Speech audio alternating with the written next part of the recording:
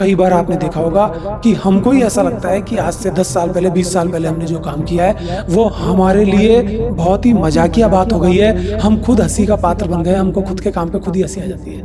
वो हंसी वाली बात नहीं है। आज जो हम काम कर रहे हैं 20 साल बाद हो सकता है आने वाली पीढ़ी हम पे हंसे।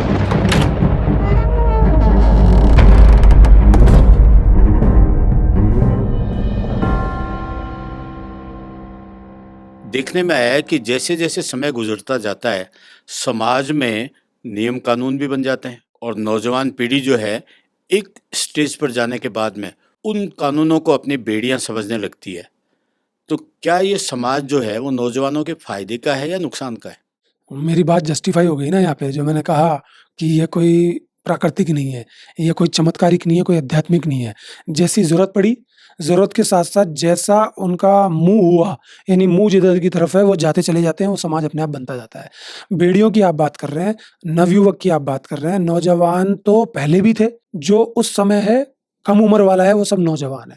तो नौजवान तो पहले भी थे, उनको पहले का जो समाज था वो बेड़ियाँ लगता था, उसके बाद वालों को पहले का समाज बेड़ियाँ लगता है और जो आने वाले समय में आएँगे उनको अभी का समाज बेड़ियाँ लगेगा। हर वक़्त ये समाज बेड़ियाँ लगता है क्योंकि इंसान आगे की तरफ जाता है।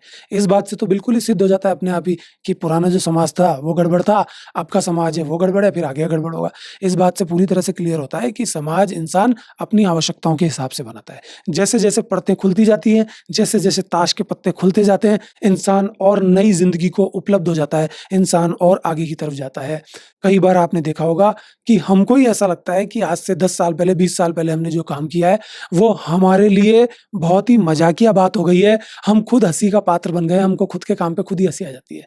वो हंसी वाली बात नहीं है। आज जो हम काम कर रहे हैं 20 साल बाद हो सकता है आने वाली पीढ़ी हम पे हंसे, क्योंकि उस समय उनके लिए वो मज़ाक बन जाता है। कई बार हम पुरानी फ़िल्में देखते हैं, हमको मज़ा भले ही आ रहा हो, लेकिन हम कई बार उनकी एक्टिंग के ऊपर हँस जाते हैं, कई बार हम टेक्नोलॉजी पे हँस जाते हैं, क्योंकि टेक्नोलॉजी आज बिल्कुल अलग है। आज के बच्चे ने देखा ही नहीं कि ब्लैक एंड व्हाइट स्थिति क्या थी। अगर वो देखेगा ब्लैक एंड व्हाइट ऐसी होती है, क्वालिटी इतनी कमज़ोर होती है, हीरो-हीरोइन ऐसे काम करते हैं, कितनी हँसी आएगी। उनको अजीब सा और लगेगा। उस ज़माने वाले लोग उससे पहले की जब बात सोचते थे कि हीरो भी आदमी है और हीरोइन भी आदमी है, कि वो नौटंकी कर रहे हैं पब्लिक को समझाने के लिए, तो उनको हँसी आती होगी बात पे। तो बात यही है साहब कि समाज इंसान की ज़रूरतों से बनता है, इंसान की जो आगे की दृष्टि है उससे बनता है, ना कि ये कोई चमत्कारिक चीज़ होती है। कोई भी इंसान को समाज में रहना जरूरी है या वो बिना समाज के भी रह सकता है? देखिए, बाह्य दृष्टि से तो अवश्य समाज में रहना ही पड़ेगा क्योंकि जनसंख्या अब इतनी हो गई, अकेला नहीं रह सकता। फिर भी अगर किसी इंसान को ये लगता है कि मैं इस आपाधापी से परेशान हो गया, तो वो गाँव का रुख कर सकता है, जंगल का रुख कर सकता है। वहाँ पे फिर उसको सुविधाएँ नहीं मिलेंगी, खुला आसमान मिलेगा, प्राकृतिक वातावरण मिलेगा, पर लोग नहीं मिलेंगे या फैसिलिटीज़ नहीं मिलेंगी, क्योंकि मैंने आपको कहा ना कि लोग हैं तो फैसिलिटीज़ हैं, क्योंकि लोगों ने अपनी आवश्यकता के हिसाब से ही फैसिलिटीज़ निकाली हैं। तो अगर वो तैयार है फैसिलिटीज़ को दूर रखने से, तो वो जंगल में निकल सकता है, गाँव में निकल सकता है। और इसका दूसरा पहलू अगर आप देखें, तो इंसान शहर में रहकर भी असामाजिक हो सकता है। असामाजिक होना कोई पाप नहीं है। अब वो कैसे हो सकता है? कि बाहर की दृष्टि से वो लोगों से मिले, जुले, लेकिन उनका असर इंटरनली उसके ऊपर बहुत ज़्यादा ना हो। मैं खुद के लिए बोल सकता हूँ कि मेरे ऊपर समाज का असर बहुत ज़्यादा नहीं होता। मेरा जो रियलाइज़ेशन है, मुझे लगता है कि ये गलत हो रहा है, लेकिन ज़रूरी नहीं है ना वो गलत उनके लिए गलत हो और मैं बोल के बताऊँ कि ये गलत है। मैं उस बात के भी पक्ष में नहीं हूँ कि मैं कोई ऐसी बात बोल दूँ साहब स्टाइल में कि मैंने बहुत सच्चाई रखी है, ज्वलंत बात बोली है, जिससे हंगामा हो जाए। हंगामा करना मेरा मकसद नहीं है। मेरा मकसद ये है कि सच्चाई के नज़दीक लेके आऊँ।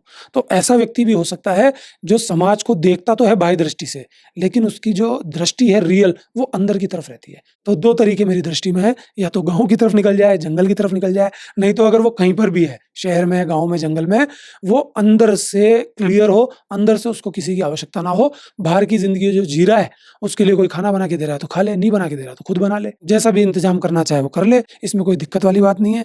ऐसा जीवन भी अगर उसको उपलब्ध होता है, तो वो सच्चाई की तरफ ही जाएगा। अगर उसको लगता है कि बाहर की ज़िंदगी बहुत शानदार है, तो जी ले, एक दिन तो सत्य का पता चलेगा ही।